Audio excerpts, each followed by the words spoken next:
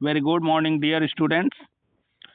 मैं एक बार फिर आप लोगों के बीच में हाजिर हूँ the road not taken by Robert Frost के एमसीक्यूज बेस्ड क्वेश्चंस के साथ। और अब इस पोएम को हम एमसीक्यूज के माध्यम से समझने का प्रयास करेंगे। तो आइए हम शुरू करते हैं आज का अपना पहला क्वेश्चन। आइए देखते हैं।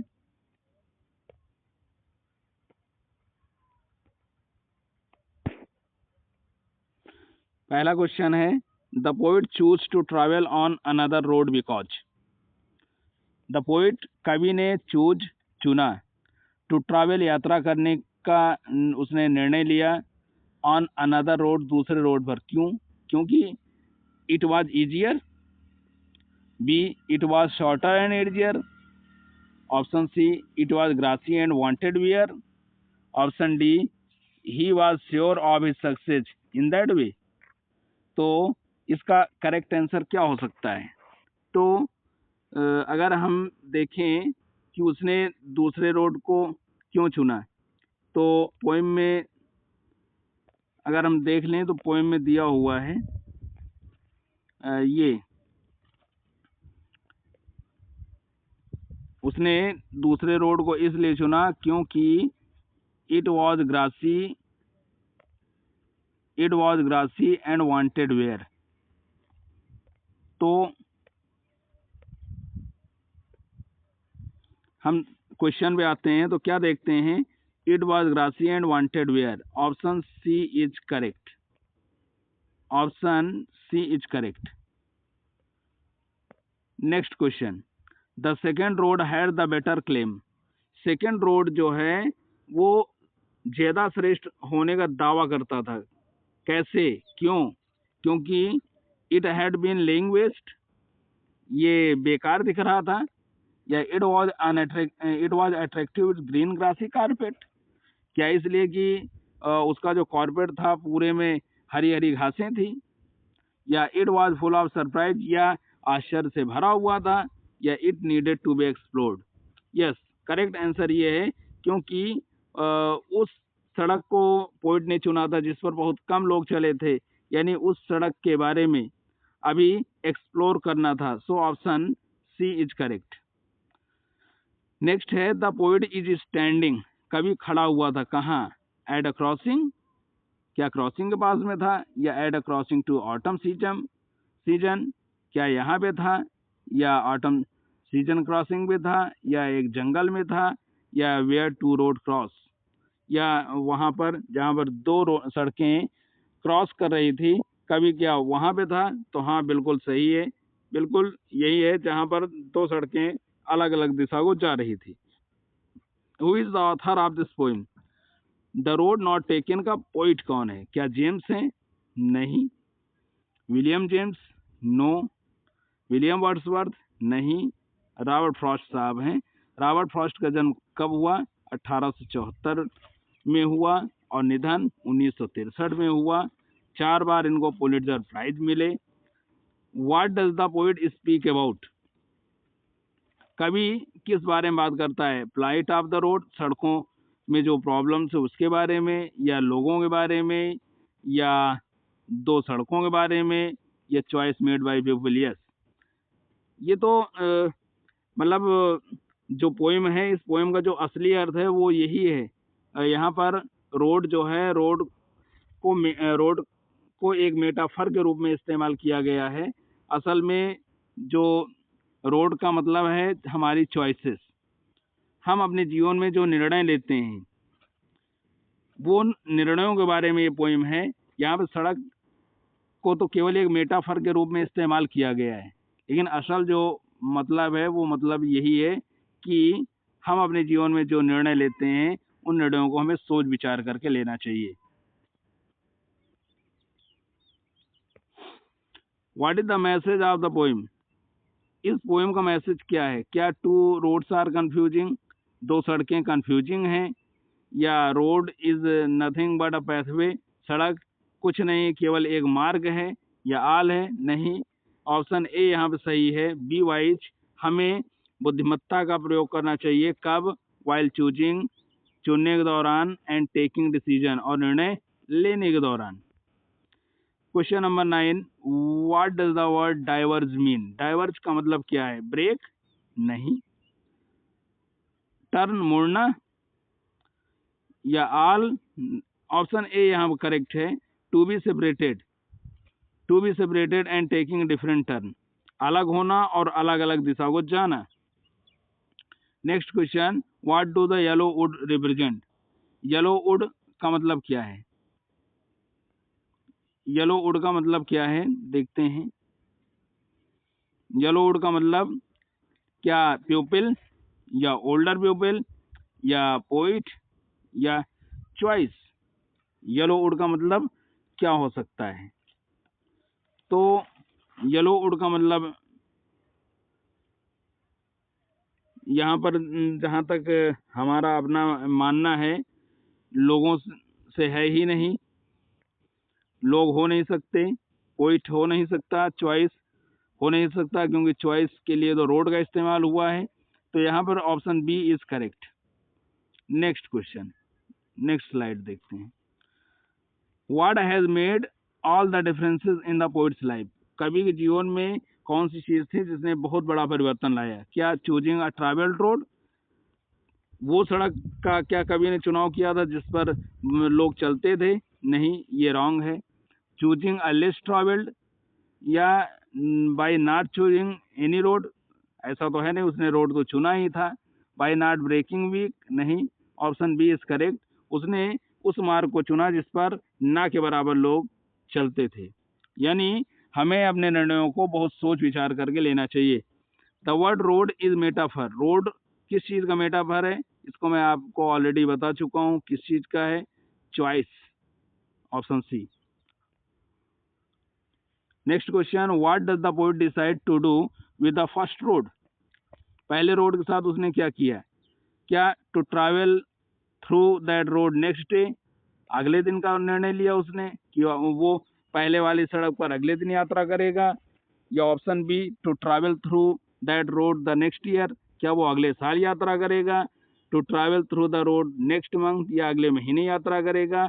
नहीं, ये सब गलत है। ऑप्शन डी यहाँ पर करेक्ट है। उसने कहा था अनदर डे, किसी अन्य दिन वो पहले वाले मार्ग पे जाएगा। Next question, what does the phrase way lead to way lead on to the way? इसका मतलब मैंने आपको बताया था कि जब आप किसी एक मार्ग में जाते हैं तो वहां से अगला मार्ग प्रशस्त होता है। सो ऑप्शन ए यहाँ पे करेक्ट है। It means one way leads to another.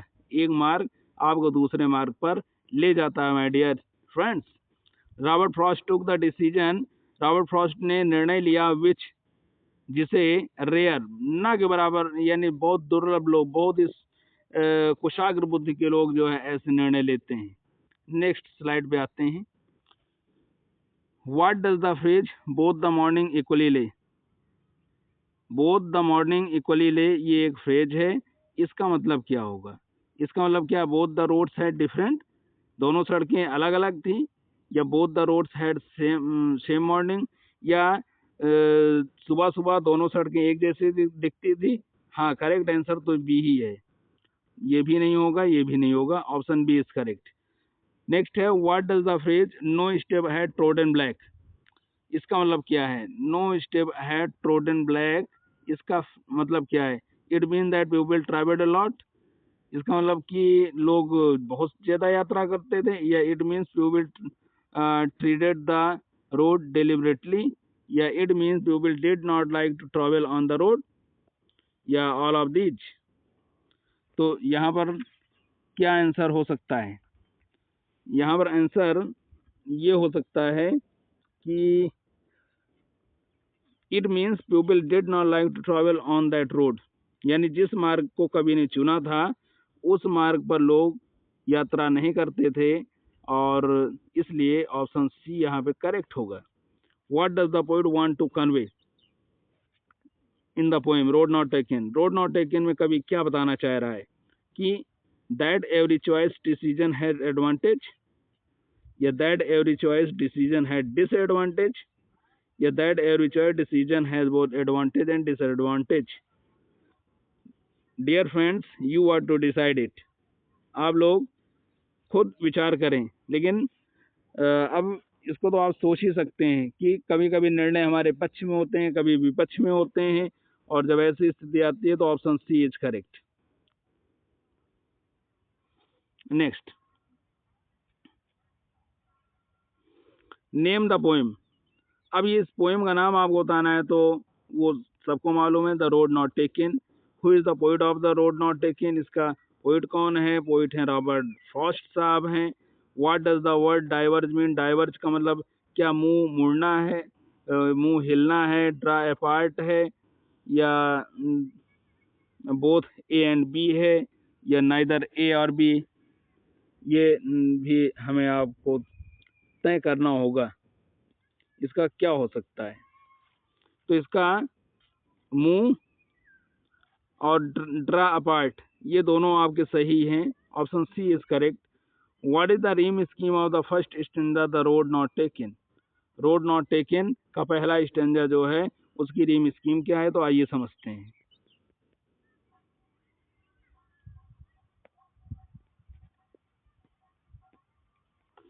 अंत में है उड, तो इसको हमने दे दिया ए.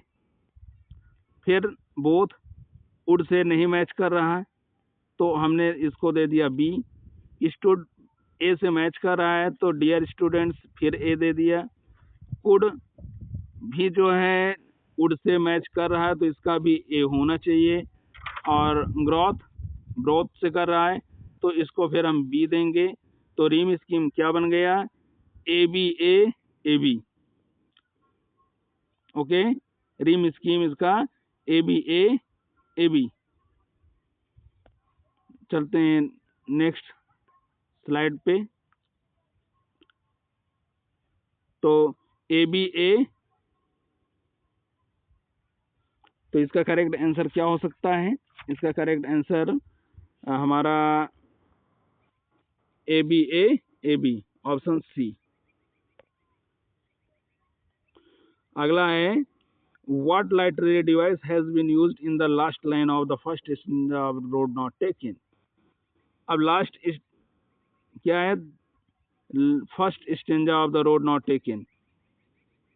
फर्स्ट स्टैंजा के अंतिम लाइन को हम अब फिर देखते हैं.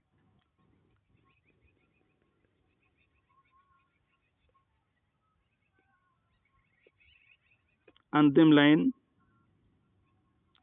क्या है? ये है to where it bent in the undergrowth. तो इसमें क्या हो सकता है? Where it bent in undergrowth, तो इसमें कौन सा अलंकार हो सकता है?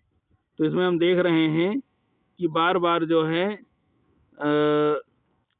वॉवेल ई ई ई ई ई ई बार बार जो है, और जब किसी लाइन में बार बार किसी एक विशेष वॉवेल की पुनरावृत्ति होती है तो वहां पर होता है एसोनेंस.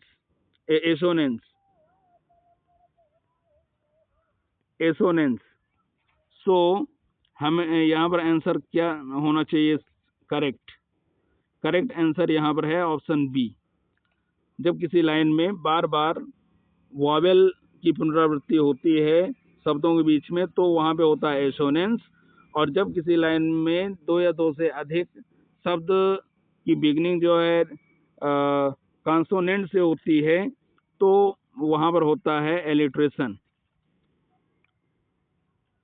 तो और इसके अलावा ऑक्सीमोरोन,